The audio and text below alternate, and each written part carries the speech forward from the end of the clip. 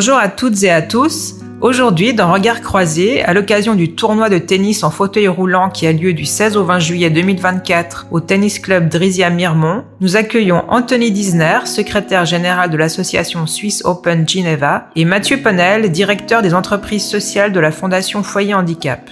Dans ce podcast, nous allons parler partenariat, challenge et sensibilisation au handicap. Regards croisés. Alors, bonjour Mathieu et Anthony. Pourriez-vous vous présenter en quelques mots, chacun à votre tour, et nous expliquer quel est votre rôle en rapport avec le Swiss Open? Donc Anthony Disner, je suis secrétaire général du Swiss Open Geneva. Le secrétaire général, c'est quoi? C'est un peu le coordinateur général, la personne qui se charge de l'organisation du tournoi sur la totalité de l'année, en passant des demandes de subventions jusqu'à la coordination de l'événement sur place. Mathieu Ponel, donc je suis directeur des entreprises à la Fondation Foyer Handicap. Je dirige et je coordonne toutes les entreprises sociales de la Fondation. Et plus particulièrement dans le cadre du Swiss Open, je fais le lien avec différentes prestations qui sont mises à disposition du tournoi, à savoir les transports, la partie traiteur et surtout la partie soutien technique des moyens auxiliaires. Donc tout ce qui est support technique pour les joueurs, pour leur fauteuil roulant. Donc ça fait de nombreuses années que la Fondation Foyer Handicap et le Swiss Open collaborent ensemble.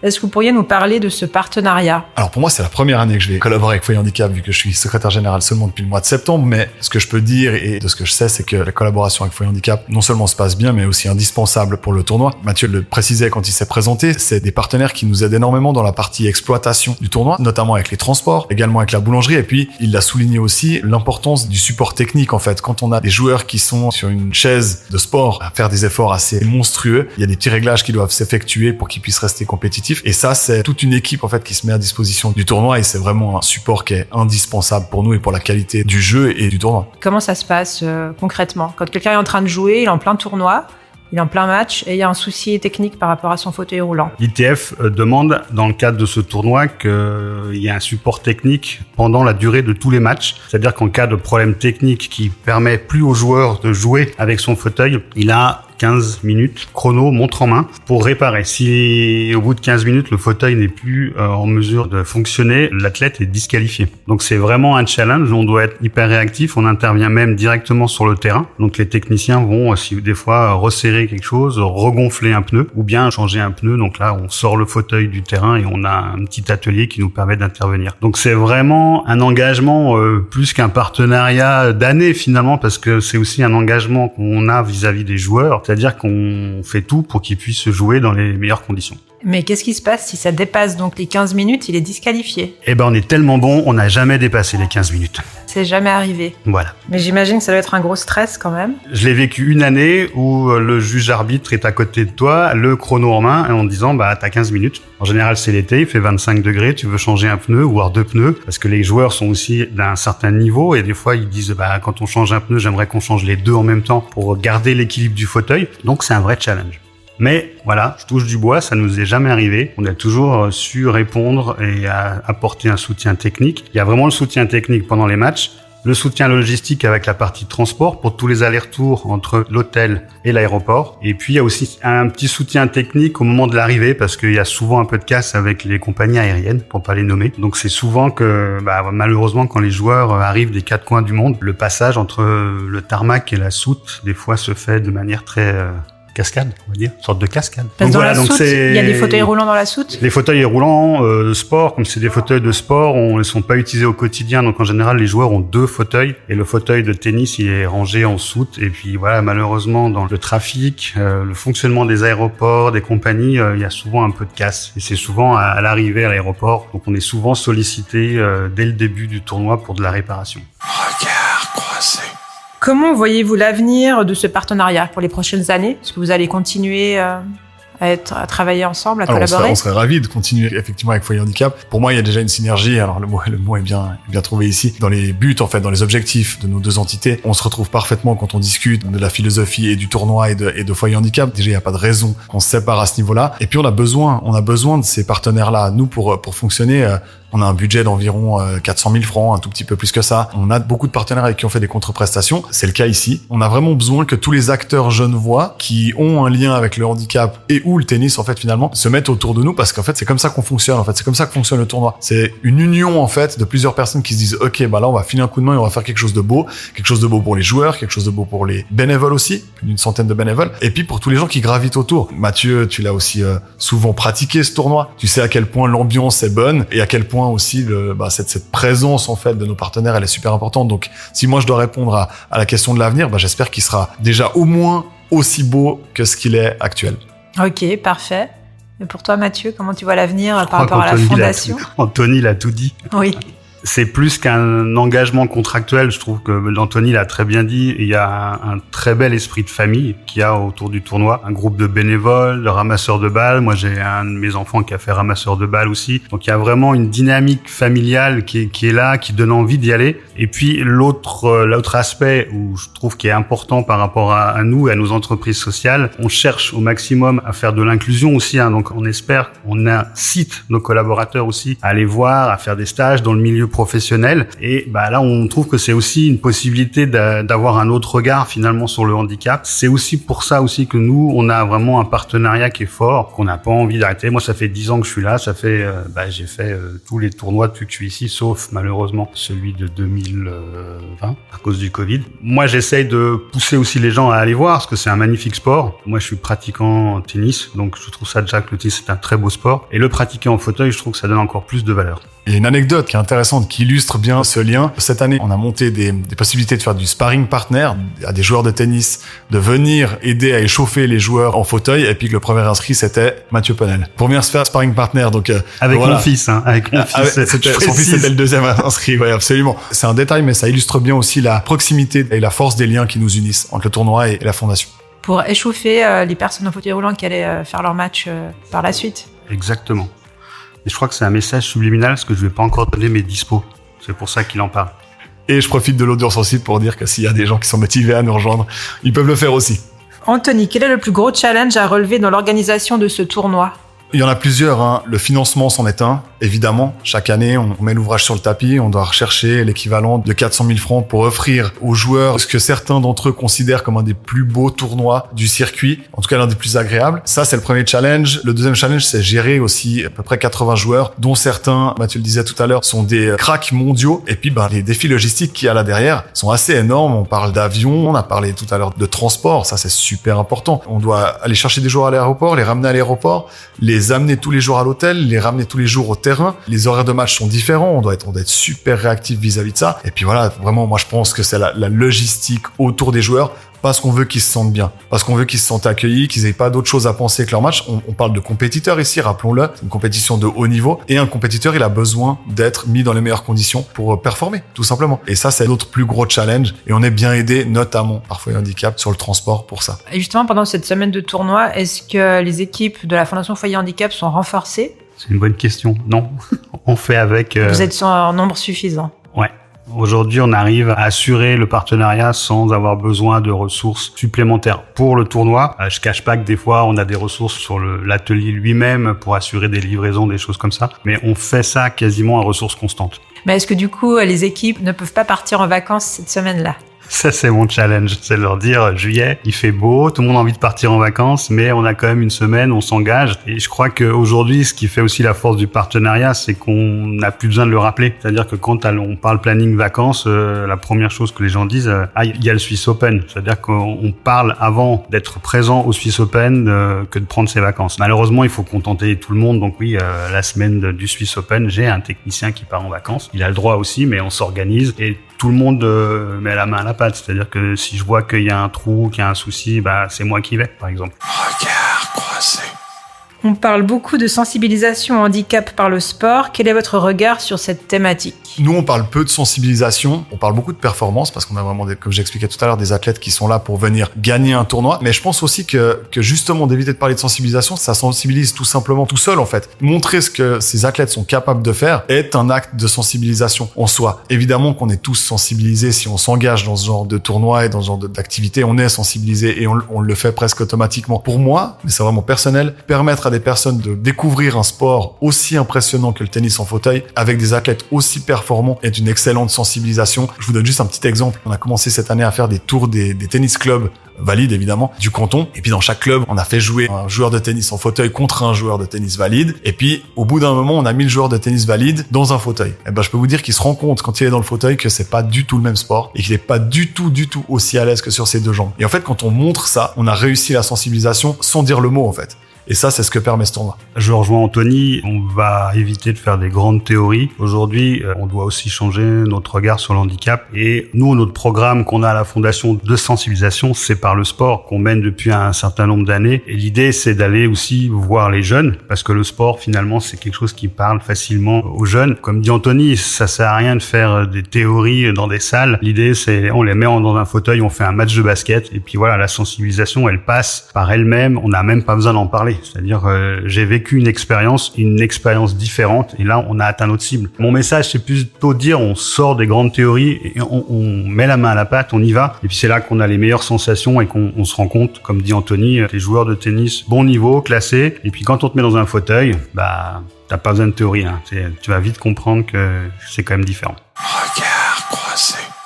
Mathieu, quelles compétences sont demandées aux équipes des entreprises sociales de la Fondation qui vont participer à cette manifestation? Par rapport à l'engagement qu'on a, on va dire, vis-à-vis du tournoi, c'est des compétences techniques. Je pense que 95%, pour pas dire 99% des fauteuils qu'on va voir pendant le tournoi, c'est des fauteuils qu'on ne voit pas du tout au courant de l'année, parce que c'est des fauteuils vraiment qui sont axés pour le sport. Donc ça demande de très bonnes connaissances techniques, et puis d'être créatif, parce que des fois c'est une ceinture qui lâche, qui tient plus le bassin du joueur. Faut trouver une solution. Je dis pas j'envoie mes meilleurs hommes, mais tous mes collaborateurs techniques sont aptes à faire ces réparations. Mais je pense que c'est vraiment ça, c'est de dire être capable de travailler assez rapidement aussi, et puis de répondre et de trouver des solutions. Vraiment trouver des solutions, parce que ça nous est arrivé une fois où c'était un joueur de quad, donc qui a besoin de plus de maintien, une sangle qui casse. Voilà, il faut qu'il continue son match, il faut trouver une solution. Est-ce qu'on repère, est-ce qu'on fait différemment? Donc voilà, il faut être un peu géo-trouve-tout aussi des fois.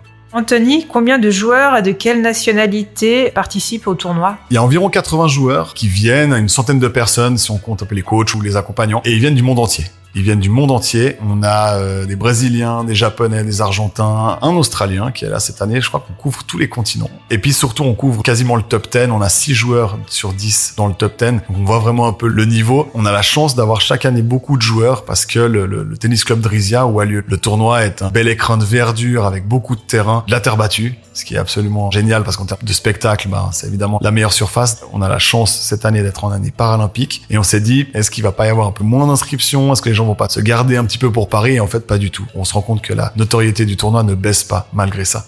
Et quelles sont les catégories? Alors, il y a 3 catégories. Une catégorie homme, une catégorie femme, et puis une catégorie quad. La catégorie quad, elle englobe les joueurs qui ont un handicap sur un 3e membre, donc au-delà des jambes, sur le haut du corps, disons. Et c'est une catégorie à part, tout simplement parce qu'il y a des différences de coordination, de capacité, en fait, simplement tennistique. C'est la seule grosse différence avec le tennis valide, si ce n'est aussi que les joueurs ont le droit à un 2e rebond. Et qu'est-ce qui motive les joueurs à participer? C'est plein de choses. C'est le cadre, c'est Genève aussi, déjà. On est super bien desservi par les transports aériens, donc c'est déjà génial. Ils aiment le cadre, ils aiment l'esprit familial, ils aiment le fait qu'ils soient bien accueillis. On a un groupe de bénévoles absolument extraordinaire.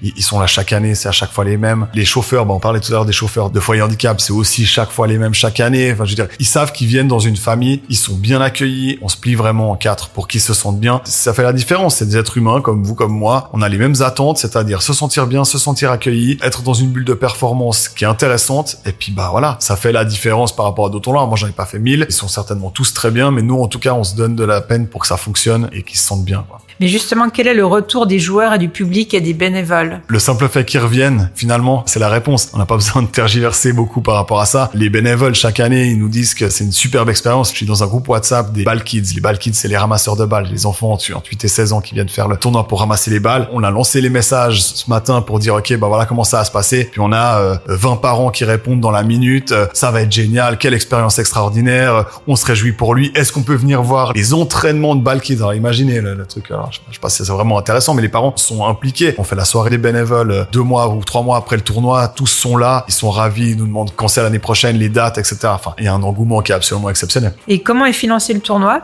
Alors, le tournoi est financé par diverses sources, pas mal de fondations, notamment la Loterie Romande ou la Fondation Alfred et Eugénie Bord, ou d'autres qui nous aident beaucoup. La ville de Genève aussi. La ville de Genève nous subventionne en nature et en aide financière. Et puis, il y a nos sponsors privés qui, pour la plupart, nous mettent à disposition des prestations comme Foyer Handicap et d'autres qui nous aident aussi financièrement. J'ai pas le compte, mais honnêtement, de tête, ça doit être presque une quarantaine d'entités qui soutiennent le tournoi par des petites aides ou des grandes aides et qui fait qu'on arrive à maintenir ce budget à 400 000 francs. On a aussi ponctuellement des aides de diverses associations qui se mettent un peu en quatre pour nous aider. Cette année, on a eu le plaisir d'être mis à l'honneur par Starlet, l'association qui met à l'honneur les sportifs genevois un peu chaque année, puis choisissent une cause chaque année. Cette année, ça a rapporté 15 000 francs dans les caisses du Swiss Open Geneva. C'est absolument extraordinaire. Donc, on a beaucoup de chance de compter sur ces fondations, de compter sur nos partenaires. On essaye eux aussi de les mettre dans les meilleures conditions pour qu'ils trouvent leur compte là-dedans. Mais est-ce qu'il y a quand même un gros travail de recherche tout au long de l'année pour recueillir cet argent ou d'année en année, ils sont fidèles et puis alors on peut évidemment, compter sur eux? La plupart sont fidèles. Ça n'empêche pas qu'il faut qu'on refasse les demandes parce que c'est la façon de faire. En fait, ça fonctionne comme ça. On doit refaire les demandes chaque année. Donc, chaque année, on a la même peur. On a 0 francs assuré chaque année. On recommence à chaque fois à 0. Maintenant, la fidélité, oui, depuis plusieurs années, elle est un peu rassurante. Mais il n'empêche qu'on doit faire le travail et que si telle ou telle entité nous dit non, on doit aller chercher l'argent ailleurs pour avoir un budget au moins égal. Par chance, on a réussi à augmenter le budget de 10% chaque année maintenant depuis le Covid, en fait. Et on continue à le faire. On parlait tout à l'heure de professionnalisation. Le but n'est pas de professionnaliser. Le but, c'est de s'améliorer au maximum, d'essayer d'être toujours meilleur. Et c'est pas parce qu'on est un tournoi de tennis en fauteuil qui est moins médiatisé qu'un tournoi de tennis valide qu'on n'a pas le droit d'aller chercher plus loin, de se mettre des buts, des objectifs toujours plus ambitieux. C'est ma façon de voir les choses. C'est aussi la façon de voir du comité. Tant qu'on arrive à garder cet esprit familial, on va toujours essayer de faire plus. Et s'il y a des personnes intéressées, des éventuels sponsors ou partenaires qui nous écoutent et qui veulent nous rejoindre, on est parfaitement ouvert à accueillir de nouveaux amis dans notre famille. Finalement, comment vois-tu l'avenir de Swiss Open? On va déjà faire l'édition de cette année. Je rappelle, du 16 au 20 juillet au TC Drisia. On va déjà faire cette année. Moi, ce sera ma première, comme je l'expliquais avant. Ce que je vois, c'est que le tennis en fauteuil et plus généralement le sport handicap prend de l'ampleur au niveau des médias. Ça se voit. On a vu Roland Garros sur France 3, par exemple. Cette année, les Paralympiques vont faire beaucoup de bien. Moi, je crois beaucoup à ça. Je crois énormément au fait que ça va se démocratiser et que tout un chacun peut être intéressé, tout un chacun peut être impressionné par ce qu'il voit en fait sur le terrain. Et je suis absolument persuadé qu'on va vers des belles années pour le sport handicap. Et c'est aussi ce qui me motive à donner de mon temps et à faire en sorte que le tournoi se passe bien. Donc, moi, je suis plutôt de nature optimiste en général, mais là, je suis très optimiste. Regard croisé. Faites-vous vous-même du tennis et avez-vous déjà pratiqué le tennis en fauteuil? Donc Mathieu, on sait que tu joues du tennis. Est-ce que tu as déjà pratiqué en fauteuil? Alors, je joue au tennis depuis que j'ai l'âge de 6 ans, je crois. J'ai 2 garçons qui jouent au tennis. Donc, le tennis, chez nous, dans la famille, je dis pas que c'est sacré, mais on joue très souvent. Et j'ai un collaborateur au moyen auxiliaire qui est en fauteuil et qui joue au tennis et qui m'a invité une fois à participer à son entraînement. Donc j'ai remis beaucoup de choses en question, de la prise de la raquette, des mouvements, de la vision du jeu, et c'est un autre sport. Donc tu t'es assis sur le fauteuil. J'étais en fauteuil et j'ai joué avec lui, contre lui, on s'est entraîné à faire des exercices. C'est une sensation complètement différente. Et le lendemain, j'avais mal partout, aux abdos, aux épaules et aux bras. Et toi, Anthony, est-ce que tu pratiques le tennis? Est-ce que tu as déjà fait du tennis en fauteuil? Je pratique le tennis sous la contrainte. Je suis plutôt un footballeur à la base. J'ai fait un peu de tennis, comme à peu près tous les footballeurs d'ailleurs, après 35 ans, pour changer un peu de sport. J'avais encore le physique, mais alors le toucher de balle était pas terrible. Je me suis mis au padel depuis, parce que c'était quand même un petit peu plus simple. Mais par contre, j'ai pu tester, bien entendu, le tennis en fauteuil. Ouais, compliqué. Il y a une technique exceptionnelle à avoir pour tenir à la fois la raquette dans la main et puis faire bouger le fauteuil pour se placer. C'est extrêmement demandeur. Alors, si un joueur de tennis confirmé comme Mathieu n'y arrive pas, alors je pense que je serais pas capable du tout de moi-même y arriver. Mathieu, que souhaites-tu à Anthony concernant le Swiss Open? La météo, déjà. Et là, c'est pas peu dire. Je crois que ce que je lui souhaite, c'est de continuer l'aventure tel que le Swiss Open a été construit. C'est ce côté familial, le professionnaliser. Je sais pas si on y arrivera parce que ou si c'est l'ambition, mais c'est vrai que c'est aussi un sport. C'est des professionnels ou des semi-professionnels. C'est pas du tout les mêmes moyens que dans le circuit ATP traditionnel. Mais je crois que ce que je lui souhaite, c'est que l'aventure elle continue, qu'on ait autant de succès toujours. Et peut-être, si je dois avoir un objectif pour lui, c'est que les tribunes se remplissent avec le soleil. Et inversement, Anthony, que souhaites-tu à Mathieu concernant les entreprises sociales de la Fondation? Avant de lui dire ce que je lui souhaite, je voudrais déjà le remercier parce que il est garant des valeurs du Swiss Open presque plus que moi puisqu'il le pratique depuis 10 ans et ça me touche énormément qu'il me souhaite ces choses-là. Alors évidemment, la météo, on pourra pas grand-chose, mais cet esprit familial qui souligne, c'est important. Et puis le fait que les gens viennent surtout, regarder les matchs, c'est extrêmement important. Et puis moi j'ai pu constater de loin le travail qui est fait par la Fondation sous la houlette de Mathieu. Moi, ce que je lui souhaite, c'est qu'il continue à faire un travail d'aussi bonne qualité et puis qu'il puisse puisse en faire profiter les clients, les partenaires, mais aussi les employés. Parce que quand j'entends tout à l'heure que les personnes en juillet se disent je prends pas de vacances pour revenir au Swiss Open, c'est qu'il a réussi à créer quelque chose autour de ses travailleurs, de ses employés, qui est assez fort. Donc moi je lui souhaite de continuer comme ça parce que ça a l'air de bien se passer. Super, on vous souhaite un très bon tournoi et que tout se passe bien et que le meilleur gagne. Regard croisé.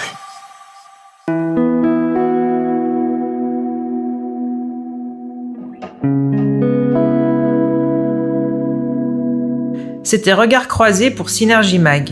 N'oubliez pas de partager et de commenter. Et comme le disait Kofi Annan, l'ancien secrétaire général de l'ONU, la seule voie qui offre un avenir meilleur pour toute l'humanité est celle de la coopération et du partenariat.